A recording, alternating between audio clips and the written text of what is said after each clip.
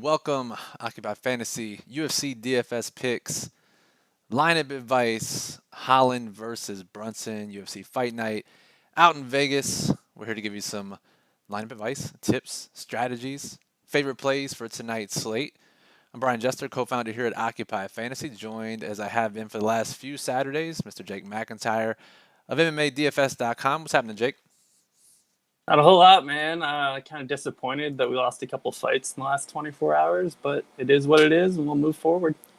Like we always do, yeah, a couple fights to the wayside, including one about a couple of hours ago. One that we were targeting pretty heavily, and now we're without that one, and we have to pivot. So we're down to just 10 fights on this slate, and we'll talk about what that means for our lineups here in a second. Before we get started, though, make sure you're subscribed to the channel. Just click the subscribe button below the video. Get notified whenever we do these live streams. Give us a thumbs up. Any questions you have, hop in the chat, ask them. We'll answer them throughout the show. We'll be here till 4:30 p.m. Eastern. Your questions can also be answered by the daily plug, which you see on screen here to, I guess, you are right if you're looking at the screen. The MMA Occupy model ranks every fighter, FanDuel, and DraftKings with projected ownership. And Jake writes up the sheet at MMADFS.com, which highlights every single fight and gives DFS and betting implications. So go check that out if you haven't already. All right, we see Patrick in the chat. What's up, Patrick? So Jake, we are down to 10 fights now. And before we jump into the main event analysis, my favorite way to dissect the slate is from the high level, and the number of fights on a card is really impactful for how we create our lineup. So, compared to the last few weeks where we've had 13, 14, 15 fights, what does it mean now that we only have 10 to pick from? Yeah, I mean, obviously it makes it harder to get unique. So you got to actually actively try to get unique. I mean, we've been kind of spoiled with some of these big slates where you have half the people under 20% owned. Now we're going to have a lot of chalk. We're going to have to kind of navigate through that. You're going to have to leave more salary on the table. If you look back, we have, I want to say, 7 examples of 10 fight cards since end of June last year. And 3 out of those 7 left an average of 1,100 left over in the optimal lineup on DraftKings. So I think you got to consider leaving more money left over on these smaller slates. Absolutely. If you couldn't see, I'm pumping my fist here. That's music to my ears, leaving salary on the table. Yeah, for those 13, 14, 15 fight cards on DraftKings, the big GPPs, we advised use most of your salary, not all of it, but definitely more than 49K. On FanDuel, the salary doesn't play as big of a part, especially with so many fighters to pick from and the low-owned MVPs. But on DraftKings tonight, if you're playing the big tournaments, playing satellites, leaving salary, easy way to get unique. Because, Jake, a lot of times we can find low-owned fighters at the top in the favorites. There's only 1 or 2 this time around. Most of the high-owned fighters are the favorites. So it makes it really, really tough to get different by playing most of the salary. It does. I mean, for sure, man. All right, so one way I guess you could get different is fading the main event. I personally think this is one of the ones we want to target, especially only 10 fights on the card. But Jake, Holland versus Brunson, pretty exciting matchup. What are your thoughts on how the fight's going to play out, and how we should target it for DFS lineups?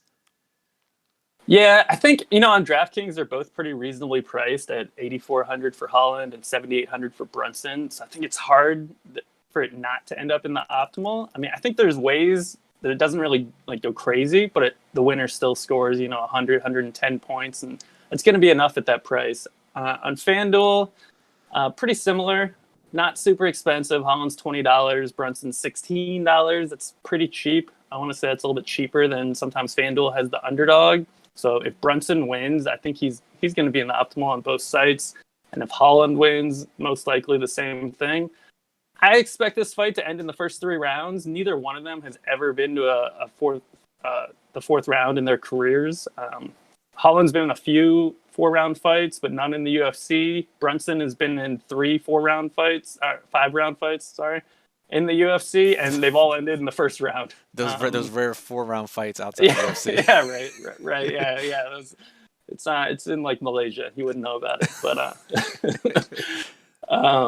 so I think it ends in the first 3. All of Brunson's career fights have ended in the first round or the 3rd round or a 3-round decision. He's never had a fight end in the 2nd. He's never been beyond the 3rd round. He's had 17 UFC fights.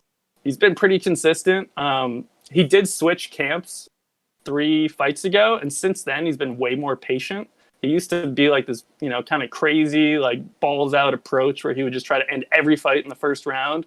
And since he switched to his new camp, he's actually been to the third round in all 3 fights. He's looked way more patient. He's just been kind of a better fighter.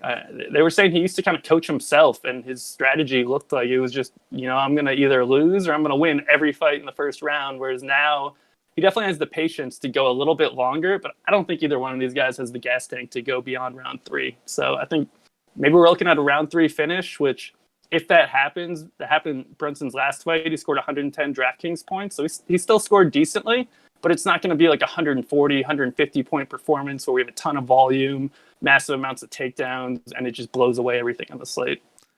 Right, and like you said, at their prices on both sites, that's going to be enough, more than likely, to get into the optimal lineup. Before we move on, we should talk about low-risk contests really quickly, 50-50s, head-to-heads, double-ups. And if you played MMA DFS before, you know that fight stacking is potentially an option for low-risk contests. Sometimes it's not the case. Last week, I think it was last week, we advised that's probably not the best move. But Jake, I think, if you're playing, whether it's FanDuel or DraftKings, given their prices, I think it's a good fight to stack for low-risk contests. Guarantee yourself a 90, 100-point score.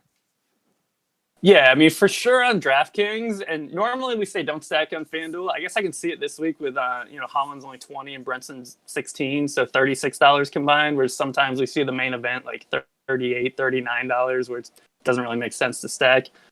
Personally, I don't play a lot of cash on FanDuel, but I guess I could see it. It's all about fitting in value on FanDuel. I mean, you just want to jam in value and try to minimize the amount of underdogs you play. So if you can still only play one underdog, stack the main event, and then fill it in with 3 more favorites, that makes sense. For sure. Absolutely. So this card is actually one of our favorite types of cards, at least from a plain DFS perspective, not necessarily for a studying for DFS perspective, because we have to do all the back work on charting and finding these fighters' fights. But we do have 5 fighters making their debut tonight, which means wide range of outcomes in the smaller cages. We have the rare husband-wife duo of JP and Cheyenne Bays. We have Montserrat Ruiz. We have Harry Hunsucker, which is in the running for one of the best names in the UFC. And then Jesse Strader. So 5 names here, Jake, for the people who don't dive as deep as we do, is looking at these fighters. Give me, I'll name one of the debut fighters. You give me a sentence or two about their expectations, their fighting style, whatever it may be. How's that sound? Sounds good, man. Let's do it. All right, let's start with the husband-wife duo. Let's go with Cheyenne Bays first. Yeah, she's just like a pure Taekwondo volume striker. I don't know if anyone saw her last fight. I think she won like 90-35 in significant strikes. She didn't land a takedown, but she defended all 5 against her. Pure volume striker, has been to 5 straight decisions, has never been in a fight that ended before the 3rd round. All right, and what about her husband, who, coincidentally, she's going to be coaching in his corner before her fight later tonight, Mr. JP Bays? What's his outlook? Yeah, which is a crazy narrative. Like, most people are like, preparing at the hotel or in the back to get ready for their fight, and she's cornering her husband. So we'll see how that plays out. But he's actually the exact opposite of her. He is a pure wrestler. Young guy, has been on the Contender Series twice, from South Africa. Pure wrestler. He just takes people down. And just dominates them on the ground. His thing is to get you down, control you, and either submit you or get you out with ground and pound. He's not really a striker on the feet, but so far no one's been able to stop him. He's 9-2. All 11 of his fights have ended early. Sounds good from a DFS perspective, that's for sure. What about, so his wife Bays is also fighting a newcomer, Montserrat Ruiz, different last name depending on which source you're looking at, but Montserrat, she's making her UFC debut tonight as well. Yeah, her striking actually looked pretty improved in her last match, but she's generally been a grappler. She fought a former UFC fighter in her second most recent fight, who had gone 2-3, then took on Montserrat, and that was actually her first career loss in that fight. But she took a year and a half off afterwards, came back, and looked dominant in her last fight and got a round 1 submission. She's only 5 feet tall. She's really short, and she likes to go for these headlock throws. which Like if that is exclusively, by the way. Like that's all yeah, I saw yeah, her that's try to do in her all. fights. Right, that's all she does. So if that doesn't work, she could be in trouble. But she's got decent striking, so I think we see a high volume striking match where Ruiz is trying to get the fight to the ground. It's just whether or not she can get there because Baze has been pretty tough to get down. For sure. But again, wide range of outcomes, and Montserrat is pretty cheap on both sites. Gotta like that for tournaments. All right, what Yep. about now? Now we're looking at the two biggest underdogs on the card. I guess let's start with Harry Hunsucker. Again, great name. Much tougher matchup for him though. Yeah, man, that's a really tough matchup. He just got in this fight in the middle of the week when Dontel Mays dropped out. So he got the fight on like Wednesday, super short notice. He fought like 3 weeks ago against a 300-pound opponent. I'm not even sure how that works, but I guess they're a little loose with the heavyweight limits in some organizations. And he's been good at like beating terrible opponents that looked like they rolled out of the bar and into the octagon, but he has never beat anyone good. He got destroyed on the Contender Series fight against Bandera, who then got pummeled by Spivak in his UFC debut. I mean, he's like a Taekwondo guy, and I think he has a brown belt in BJJ, and he has a couple submissions, but they just came against like completely non-UFC talents. So we don't expect him to win the fight, but every single one of his fights has ended in the first round. If he does win, which, Vegas is saying like a 23% chance, it would be hard to see him not in the optimal at his price. Yeah, it's not like he's going to grind out some decision, right? Like this guy's not going to do No. that. And like you said, his pre-UFC fights are funny. If you get a chance, go back and watch them on YouTube. They're mostly available. But he's legit fighting like bar patrons at the American Legion. Like it's the competition's that bad. All right, in the final fighter making their debut, cheapest fighter on DraftKings, Jesse Strader. He's fighting Montel Jackson, who is the cover boy of the Daily Plug, which can't mean good news for Strader. Yeah, so Strader's another guy. He's 5-1 as a pro. He only has 6 pro fights. He did fight a decent amount as an amateur. He took this fight on a week and a half notice. It's his debut, as you mentioned. He's a pure striker, volume guy, trains at a boxing gym. You'll see him with kind of a unique style where he just rips the body with both hands, going back and forth. But we haven't really seen him have any sort of grappling game. Montel Jackson was training for the Olympics in wrestling. It looks like a tough matchup for Strader. He's hoping for a striking battle. I think Montel Jackson's probably going to take him to the ground and just control him. But if Strader wins at his price, he's another guy. He's definitely going to end up in the optimal if he wins. And I mean, Vegas is giving him a 16% chance for what it's worth.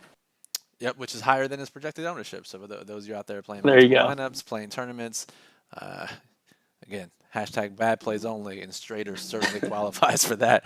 All right, we talked about some of these bad plays. What are some fights or fighters that you're looking to target for your high-risk lineups, Jake?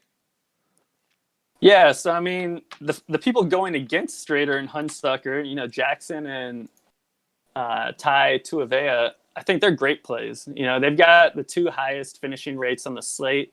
Vegas is basically implying Jackson has a 58% chance of getting a finish here. Tuivasa has a 66% chance of getting a finish. Nuts. I would say that Tai is the guy who's going to very likely get a round 1 KO, whereas Jackson, he could get a decision, a submission, a KO. Whatever he does, he could put up a big score against Strader. So both of them feel like great plays. They're probably like the 2 best plays on the slate, in my opinion. So I want to be heavy on those fights and have a little bit of the hedge on the way back with Hunsucker and Strader. So those are my 2 heaviest exposed fights, not counting the main event. Yeah, and Montel Jackson now up to minus 670 or so. I think even higher now since the plug was published. Tuivasa, I think definitely higher than minus 360 now. Unfortunately, the Gillespie fight, that's off. So really the next closest, we have Cheyenne Bays at minus 375. But then the next biggest favorite drops down to Yanez and Chasson. So not too many heavy favorites outside the top 2. So definitely an interesting card. Any other fighters that you're looking to target? Actually, you know what? Let's talk about it because I'm going to bring up the model here because I thought this was super interesting. I'm going to give it a quick refresh so we have the latest numbers here.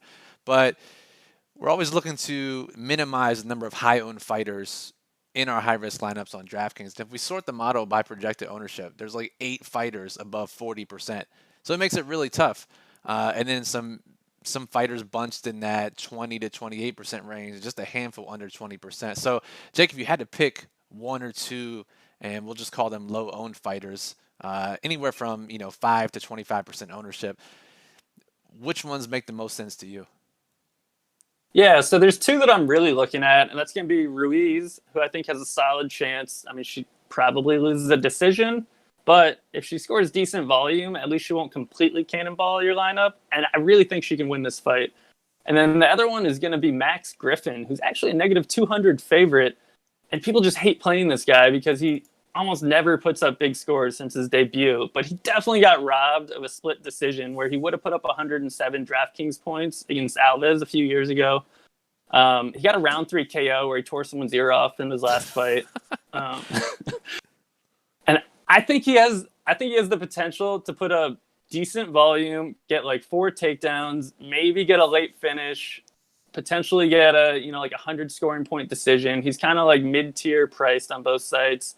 We have him projected to be the lowest owned favorite by a decent margin at only 16%. Even if he creeps up to 18, 19%, I think Max Griffin is a great low owned play today, and in low risk and high risk, honestly. Again, one of the better types of plays in tournaments, low owned favorites for whatever reason.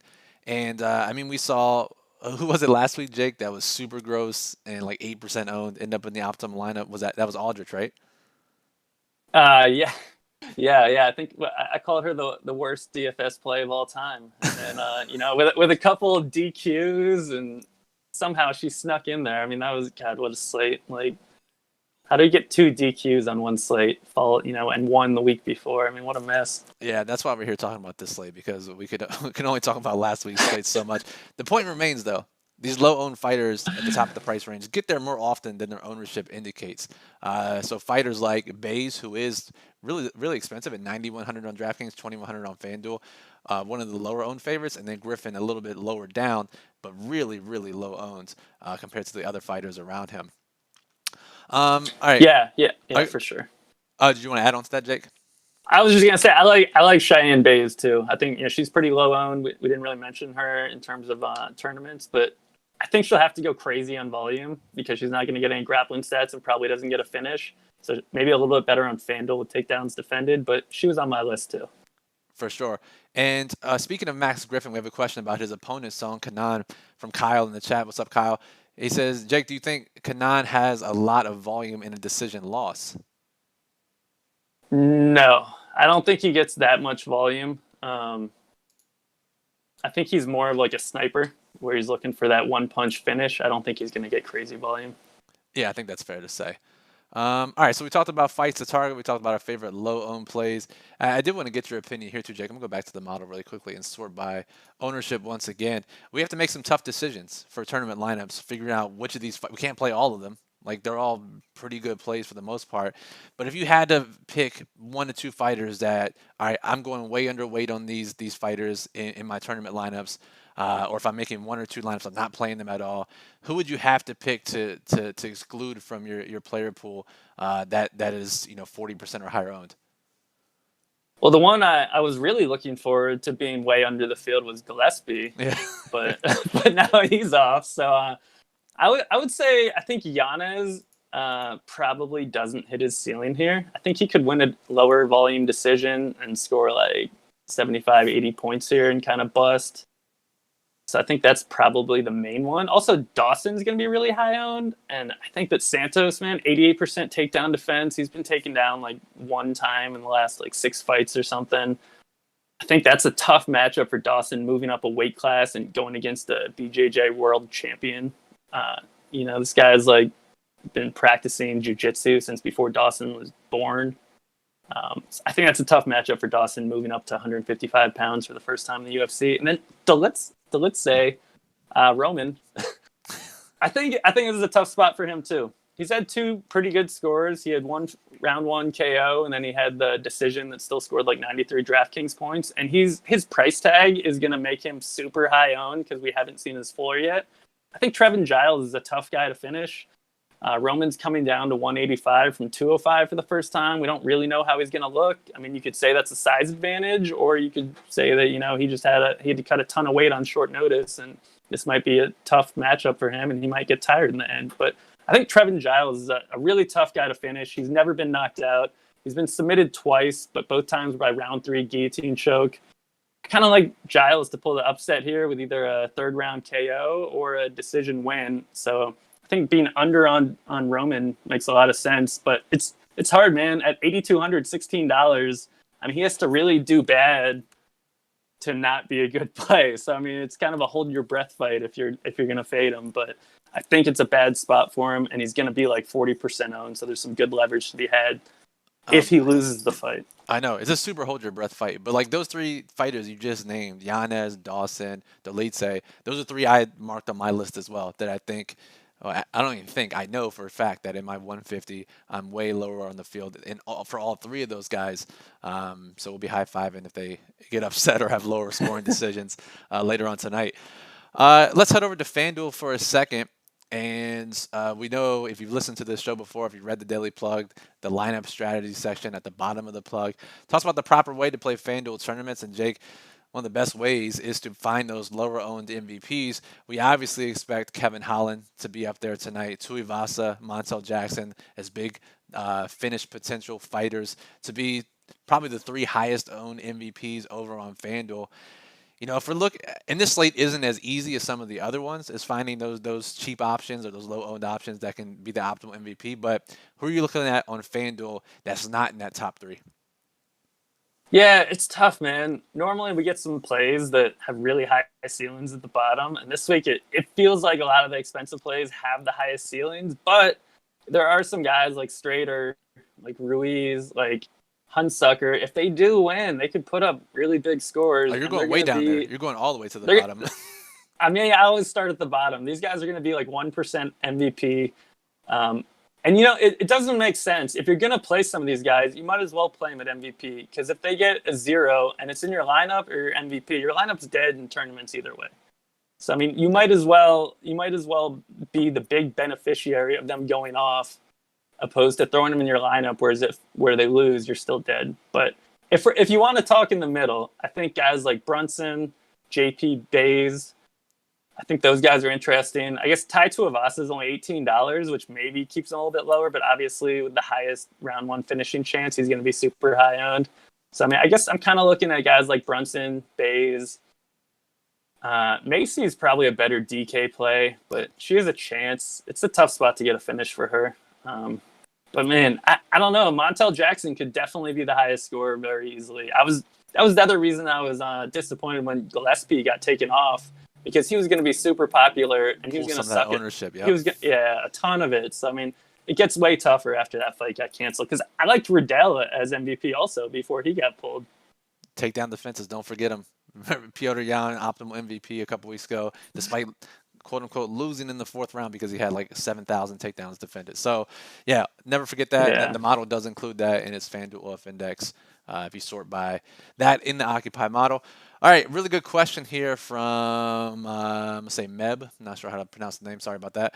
Are slates like this, low number of fights, foreseeable difficulty getting unique, lower EV, expected value for tournaments, or are you just stomaching way lower median scores for uniqueness? Jake, I'll answer, and if you want to add anything on, I think this is in my wheelhouse. Yeah, for sure. You can still get unique pretty easily here. The field doesn't use the proper salary, especially on these slates like this. And yeah, obviously you're in the mix for some potential really low scores if you're playing three underdogs or playing a lot of the lower owned favorites instead of the smash plays like Tuivasa and Jackson, for sure. But with only 10 fights, you just need one or two to bust. One of those high-owned fighters to bust and another one to slip in, or just a couple upsets. So yeah, it's not as hard as you think to get unique. It's definitely not as easy as a 15-fight card. But I would argue that it's probably easier for those types of lineups to hit on a card like this, just because we just need one or two things to happen where we have to really thread the needle on a 13, 14, 15-fight card. What do you think, Jake? Yeah, man. I was looking at the numbers earlier. So I was looking at the last 7 10-fight cards. 5 of those were either split one way or 0 ways on the optimal. 3 of them, no one hit the optimal on DK.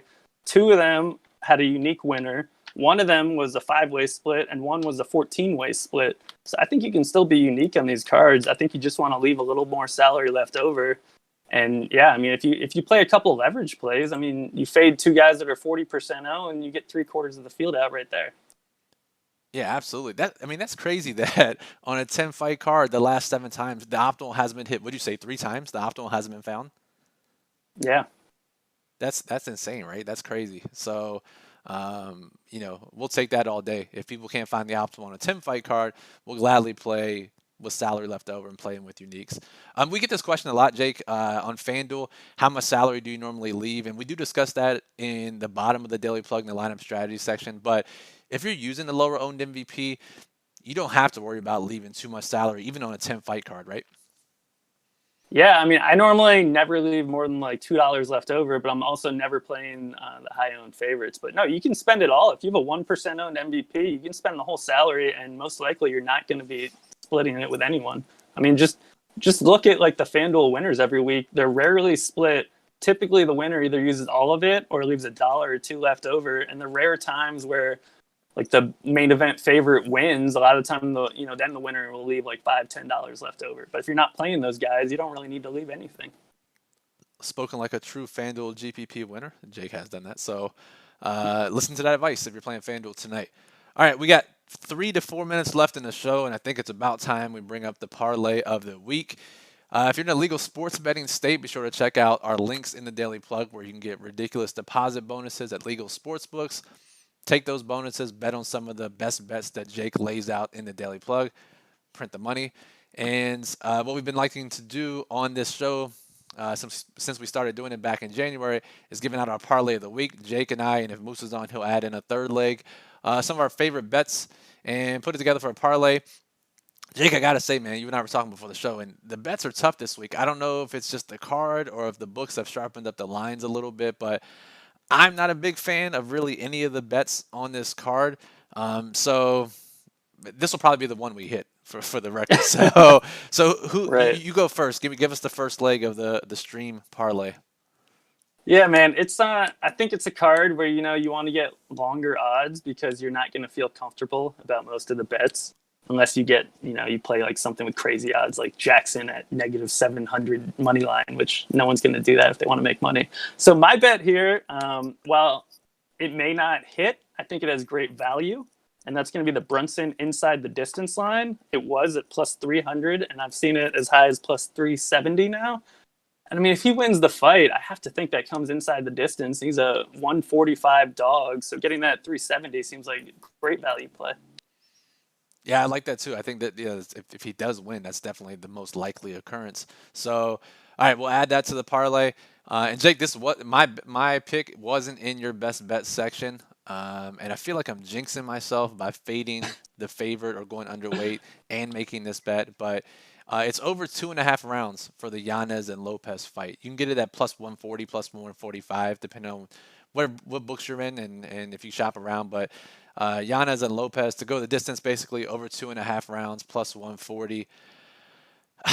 Yanez scares me for sure in that matchup, but I think Lopez can get there too, Jake. So even in the smaller cage, I'm going over 2.5 rounds.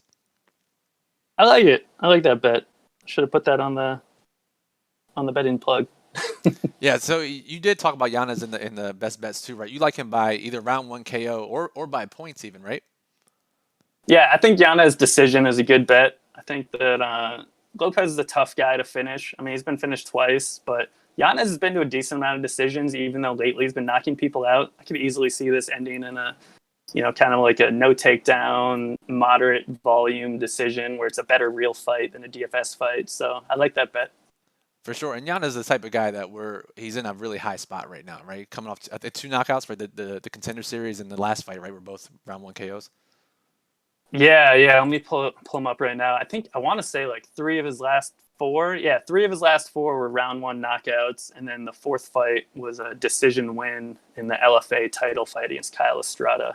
And I think it could play out similar to that Estrada fight where, we just see like a hard-fought decision win. And, Lopez he's a grinder. Like, he's tough. Like, he came into the UFC against Merab Dvalishvili and just got taken down 12 times on like 20 attempts, and he fought through it, and that was a short notice debut, and then he came back and got a round 1 submission, and Yanez has never been finished. So I think these guys grind out a decision most likely.